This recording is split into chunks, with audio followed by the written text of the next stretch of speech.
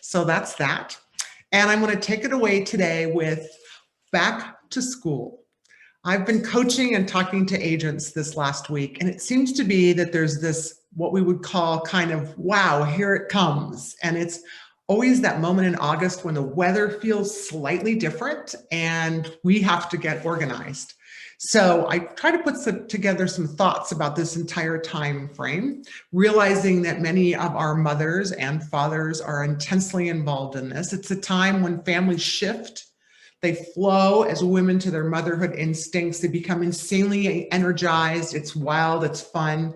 And actually, for some of the mothers in our group, it's also a sad moment when a daughter or child goes to college.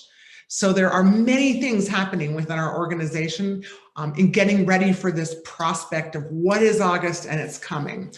Some of you are coming back from vacation. It's time to clean the house, pack bags, shop for school supplies, order online, plan the trip to college, order dorm room supplies, find the freaking lunchbox, fuss over your kids, buy new clothes, sheets, computers, pencils, bow ties, boots, and focus on the great intensity that comes with back to school. By now, I'm already tired to tell you that that's a lot going on.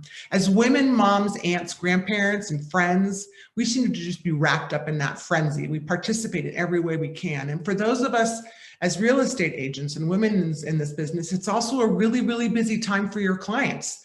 You know, they're asking you to manage homes, contracts, vendors, surveys, bidding wars, offers, photographs, and most of all their human emotions as clients.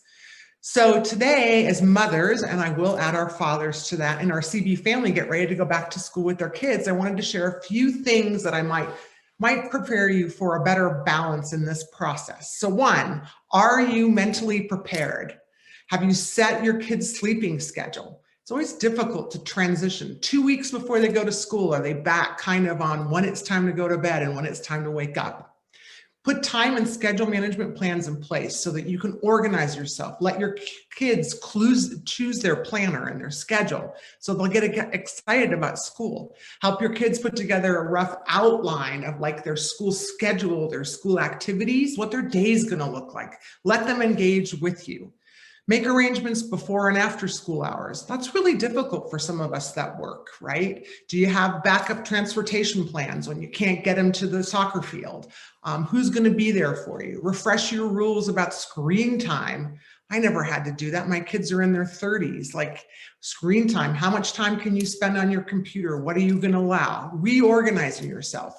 Work on the after-school schedule that allows for snacks, relaxation, playtime, and study time. Oh, I forgot, you also need to organize your business while you're doing those 4 things. Set up a system of making or buying lunch. Buy reusable bottles to increase water consumption. Your children need to be hydrated throughout the day. Discuss the different pros and cons of bringing food to school versus buying your food, talking to your kids about them. Don't forget to bulk package snacks. Organize everything before the day starts. Do it on the weekend. It's difficult. You're trying to manage multiple things.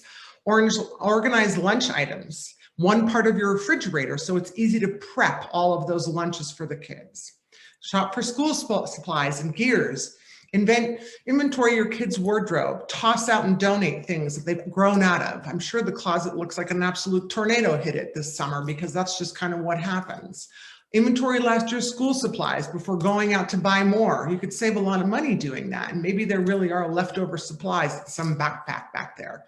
Create a list and a budget for back to school shopping. Be more organized about it. Use your business skills to organize the back to school shopping. Include your kids in the back to school shopping, letting them pick out their supplies, letting them be partners with you. And then to create a dedicated space at home for your kids to store their school supplies and technology. Where's that darn desk? It's probably covered with all kinds of summer paraphernalia. So staying more organized is part of that. Organize your entire home for the busy season, right? Is there a place for things to land? Are there cubbies? Are there shoe baskets? Create an inbox for your kids to leave things that need attention. Where is that darn permission slip for whatever it is I need at school or at college? Use sticky notes to flag important things that should pay attention to. Don't forget, notes and communication are key. Hey, and it may actually be on your phone, on your own calendar, where you actually go, oh my God, there's some things that they need to know about. I need to send them that message, right?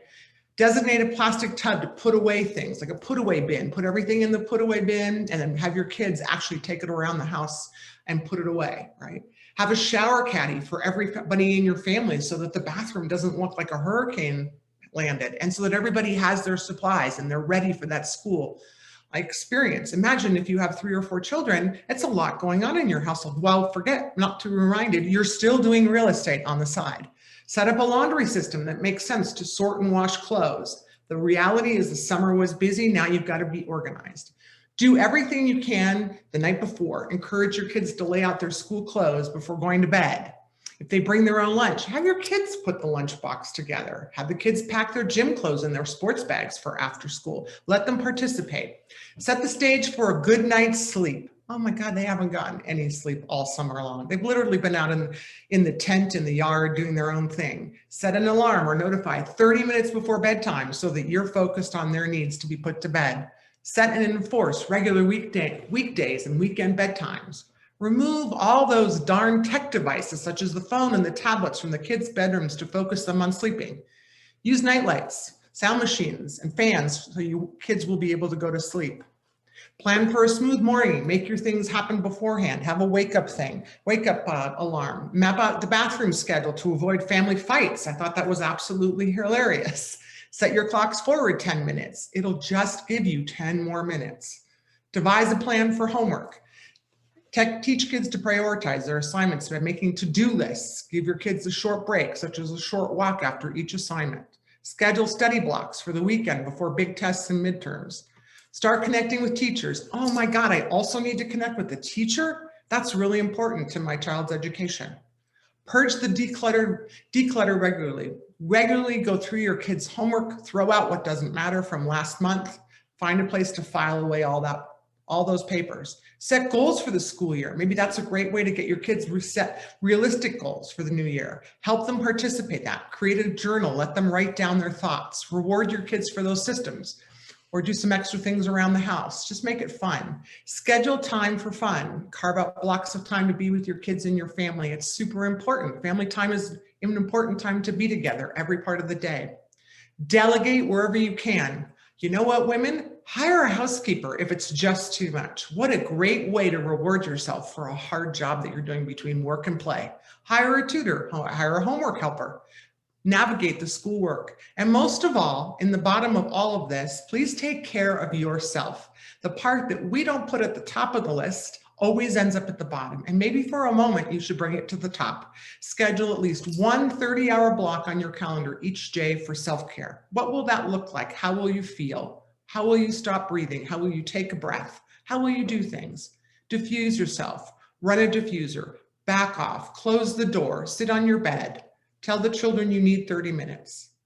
When I began to realize when I built this list of things was that when I was 2 grown children, actually I'm living in a pretty quiet environment. But for most of our agents out there, I am impressed how men and women in our family at CBDP are gearing up for this, what we would call hectic, fun, energizing, and emotional time of the year. We wish you lots of success with this. We understand and recognize that August is a month for this to happen. We embark with you on that as you partner with us on your business as well as your family.